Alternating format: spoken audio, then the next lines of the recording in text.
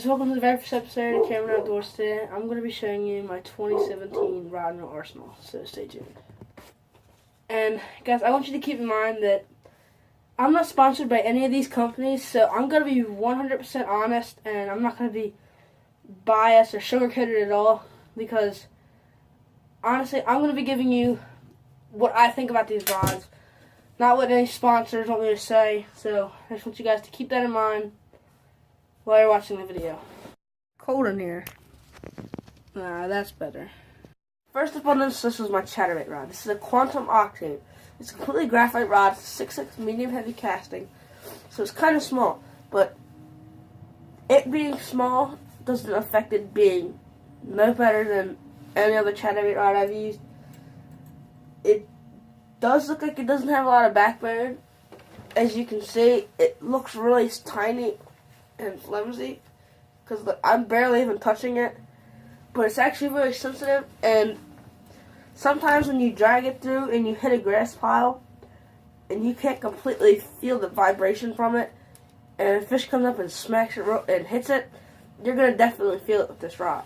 So that's why I like to use this rod. I have an Arden Apex Elite series on this. I have it rigged up at 12-pound monofilament. The chatterbait I'm throwing is a little Z-Man. This little Z-Man chatterbait.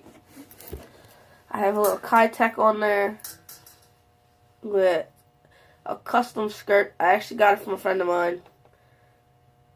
One of his dad's friends actually makes custom skirts. I'm not sure of the name, but if I actually find out, I'll let you guys know the name of them. So if you guys want some custom baits and skirts, you can talk to him about them, because he makes some really nice baits. I have a couple of his soft plastic baits. So let me get on to my next rod. So the next rod on this list is my Berkley Lightning rod. This is a nice reel. I throw it for spinner. I use it to throw spinner baits. It's a 7-foot medium heavy casting rod. It's a one piece, just like all the other ones so far. This has a Dio reel on it. There's one thing I don't like about this, and I've had the same problem I had with this with the Quantum. The first day, I didn't even notice. Eyelet popped right out. No problem. I didn't even notice. Might have been the first couple of casts. But I have a Dio on here. I threw 12-pound monofilament for it. I prefer to throw 18-pound fluorocarbon, but I don't, or not 18-pound fluorocarbon, 8-pound fluorocarbon. But I don't, not right at the present moment, I do not have fluorocarbon, or I don't have the money to buy fluorocarbon. But I improvised, and I'm using 12-pound mono, what I use for my chatterbaits. The spinnerbait I have on here is a Strike King spinnerbait. It's almost like a sexy shag color, if you want to say. I'm not quite sure of the color. It almost looks like a sexy shag color to me. It's got like a blue and yellow in there. So that's that rod. Alright, so this next rod is going to be my jig and my topwater rod. This is an Abbey Garcia. I'm not quite sure how to pronounce the name, but I usually throw it. I use this to throw your like jigs and buzz baits, like topwaters and stuff. I throw this for that.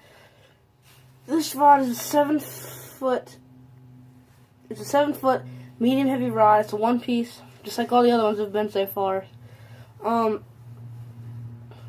This rod is actually really nice. I would definitely recommend buying one of these. I don't really have anything I don't like about the rod. Well, there's one thing. It's extremely stiff. For even a topwater rod, this thing is like really stiff. Look, it's thick all the way through. Like I'll even show you. And one of the eyelets are kind of big on it too. It's just thick. Compared to my finger, it's thick going all the way down. That's one thing. That's the only one thing I don't like about this rod, and the eyelets. That's two things. But it's kind of small stuff. Everything else I like about it, there's actually three things. I do not like how there's that big barrel. It's a cool design on it, and I think it looks neat. But sometimes it feels a little weird to grab it. I guess it just needs to be broken in or something. I'm not sure how that stuck. I'm not sure how I'm going to do that, but let's get into the reel. The reel's at Ardent Apex. It's the same one that's on the Quantum rod. It's a 13 ball bearing, a 6 to 5-1 gear ratio.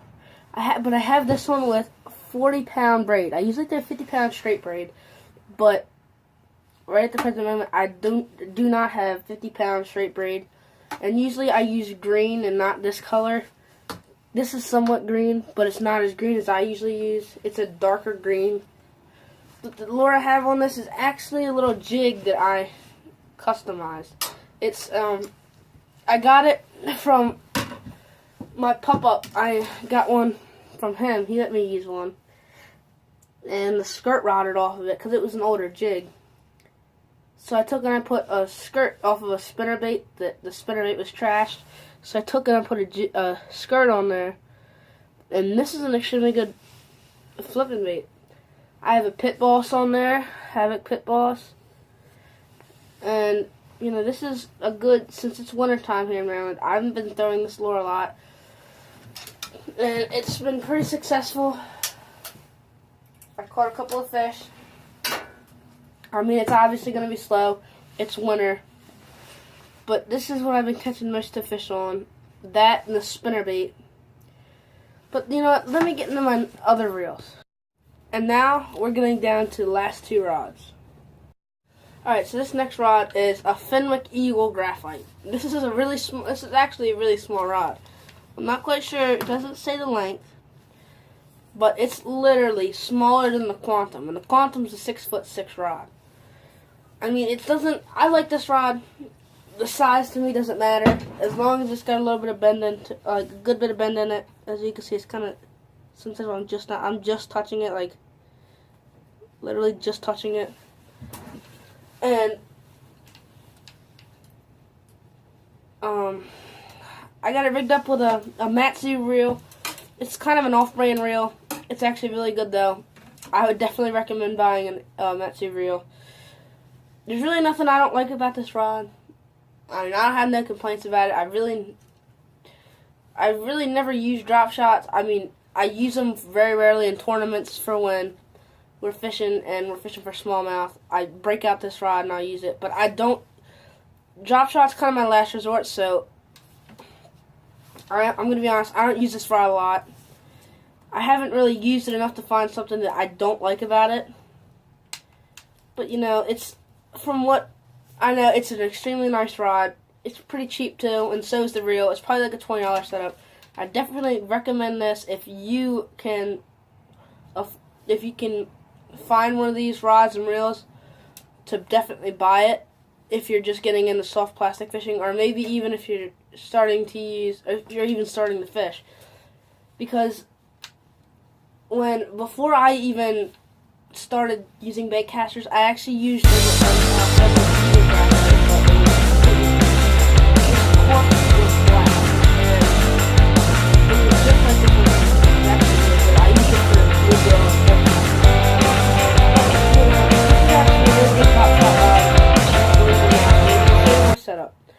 my setup, since I do not have access to drop shot weights as of right now. I think I left them at over at my friend's house. It's a 3/8 ounce bullet weight. I just tied it on to where it sits just like a drop shot weight would. It'll sit like this in the water, and then you pop it. But I have a 3/0 octopus hook, and it's got a little finesse worm. I'm not sure the name of the finesse worm, but it's an older finesse worm. So that's that rod. Okay, guys, that's the end of my 2017 Rod and Reel Arsenal. So please make sure to like and subscribe to my channel and share it with your friends so you can